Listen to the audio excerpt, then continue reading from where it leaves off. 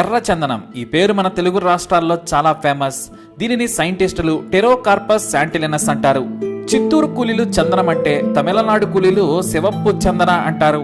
ఎర్ర చందనం అంటే డబ్బును కాచే చెట్టు, అత్యంత అరుదైన అద్భుతమైన చెట్టు.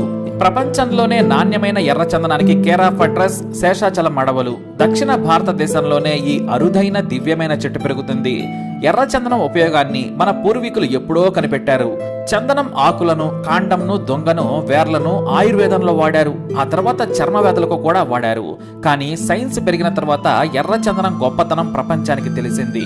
దీంతో దక్షిణ భారతదేశంలో గంధపు చెక్కల కంటే ఇప్పుడు ఎర్ర చందనానికి డిమాండ్ పెరిగింది. మంచి నేల, ఎర్ర చందనానికి అవసరమైన సూటబుల్ టెంపరేచర్ నల్లమల అడవుల్లోనే ఉంది. చిత్తూరు, కడప, నెల్లూరు జిల్లాల్లో ఎర్ర చందనం అమోఘంగా పెరుగుతుంది. పైగా అత్యంత నాణ్యమైన దొంగ ఇక్కడ పెరిగే చెట్లకే ఉంటుంది. పైగా మొదటి 3 ఏళ్లు ఎర్ర చందనం చెట్టు వేగంగా పెరుగుతుంది. ఆ తర్వాత సైజు ప్రకారం కాండం పెరుగుతుంది. ఎర్ర చందనం చెట్టు కనీసం 8 మీటర్ల ఎత్తు పెరుగుతుంది. చిన్న చెట్లైనా 5 మీటర్లకు తక్కువ ఉండవు. ఎర్ర చందనం చెట్ల మధ్యలో నుంచి నడుస్తున్నావంటే రిజర్వ్ బ్యాంక్ ఆఫ్ ఫారెస్ట్ లో అడుగు పెట్టినట్టే. ఎందుకంటే అత్యంత ఖరీదైన చెట్లవి.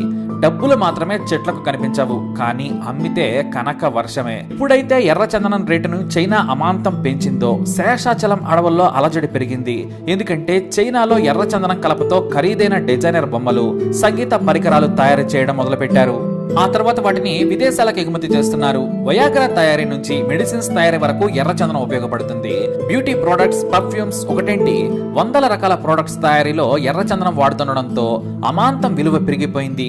ఇక 2000 సంవత్సరం తర్వాత ఎర్ర చందనాన్ని అంతర్జాతీయంగా అంతరించిపోతున్న జాతిలో చేర్చి రెడ్ లిస్ట్ చేసింది. దీంతో కేంద్ర ప్రభుత్వం కూడా ఎర్ర చందనం చెట్లను, అది కూడా అడవిలో ఉన్న వాటిని నరకడం నిషేధించింది. కానీ అనుకూల పరిస్థితులు ఉన్న చోట ఫారెస్ట్ డిపార్ట్మెంట్ అనుమతితో సాగు చేసుకోవచ్చు. ఎందుకంటే ఎర్ర చందనం వినియోగం మరింత పెరిగింది కాబట్టి.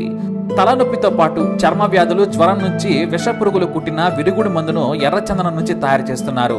మరికొన్ని మందులతో కలిపితే తేలు కుట్టినా కూడా ఆ విరుగుడు ఔషధం తయారీలో ఎర్ర చందనం బాగా ఉపయోగపడుతుంది. దీంతో ధరలు ఆకాశాన్నంటాయి.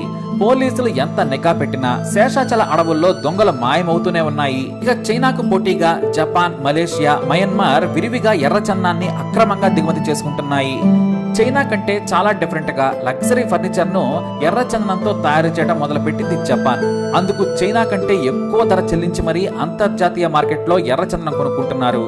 కానీ ఎక్కడకు వెళ్లాలన్నా దక్షిణ భారతదేశం, అందులో నల్లమల అడవులు కేర్ ఆఫ్ గా మారాయి. రంగు మారని మంచి ఎర్ర చందనం దొంగలు ఉన్నాయంటే అతను కోటీశ్వరుడు అయిపోయినట్టే. అయితే ఇప్పుడు రైతులు లీగల్ గా ఎర్ర చందనాన్ని పెంచుతూ ఉండడంతో వ్యాపారులు భయం లేకుండా ఎర్ర చందనం కొని ధైర్యంగా విదేశాలకు 2 రేటుకు అమ్మి సొమ్ము చేసుకుంటున్నారు.